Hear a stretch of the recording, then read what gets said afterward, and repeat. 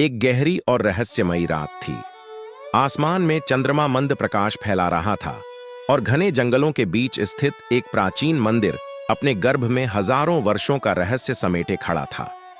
इस मंदिर का गर्भगृह अंधकारमय था, लेकिन उसकी दीवारों पर अंकित शास्त्रों में एक अद्भुत भविष्यवाणी थी। जब 7 ग्रह एक सीध में होंगे, तब एक गुप्त द्वार खुलेगा और एक ऐसा रहस्य उजागर होगा जो पूरी दुनिया को बदल सकता है। साधु का अद्भुत अनुभव। मंदिर के गर्भगृह में एक वृद्ध साधु तपस्या में लीन था। उसकी सांसें मंद हो चली थीं, लेकिन उसकी चेतना गहरी ध्यान अवस्था में प्रविष्ट हो चुकी थी। अचानक एक दिव्य शक्ति ने उसे स्पर्श किया।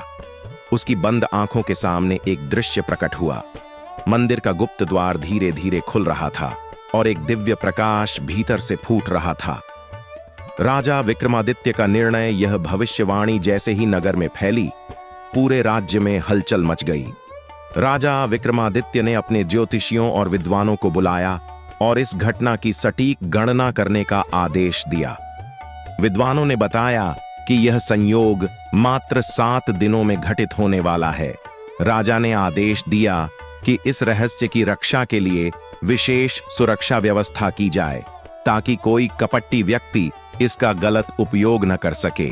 महाकाल का षड्यंत्र। इसी बीच एक शक्तिशाली तांत्रिक महाकाल, जो काले जादू और तंत्र विद्या में निपुण था, इस रहस्य के बारे में जान गया। उसने तय किया कि वह इस शक्ति को अपने स्वार्थ के लिए उपयोग करेगा। उसने अपने शिष्यों को भेजकर मंदिर की दीवारों पर लिखी भविष्यवाणियों का अध्ययन करवाया और जाना कि यह रहस्य अपार ऊर्जा से भरा हुआ है।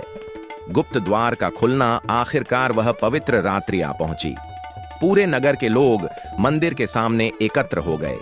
जैसे ही ग्रहों की स्थिति अनुकूल हुई, मंदिर की दीवारें कांपने लगीं और वह गुप्त द्वार धीरे धीरे खुलने लगा। एक दिव्य प्रकाश बाहर निकला, जिसने सबको अंधा कर दिया। जब उनकी दृष्टि लौटी, तो वे देखते हैं कि मंदिर के भीतर एक अद्भुत स्वयंभू शिवलिंग प्रकट हो चुका था।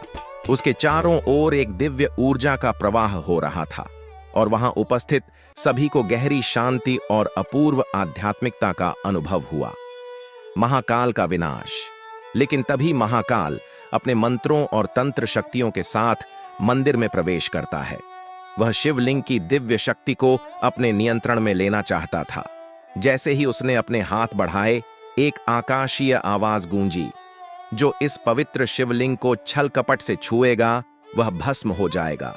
महाकाल ने चेतावनी की अवहेलना की और शिवलिंग को स्पर्श करने की कोशिश की। अगले ही क्षण एक प्रचंड अग्नि ज्वाला उठी और महाकाल देखते ही देखते धुएं के गुब्बार में बदल गया।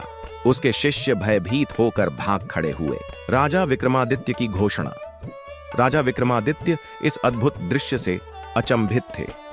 उन्होंने घोषणा की कि यह स्वयं भगवान शिव का आशीर्वाद है और इस मंदिर को और भी भव्य रूप से स्थापित किया जाएगा। तभी एक दिव्य साधु प्रकट हुआ और उसने राजा को बताया, यह शिवलिंग युगों युगों तक इस भूमि की रक्षा करेगा और जो भी यहां सच्चे मन से प्रार्थना करेगा, उसकी हर मनोकामना पूर्ण होगी।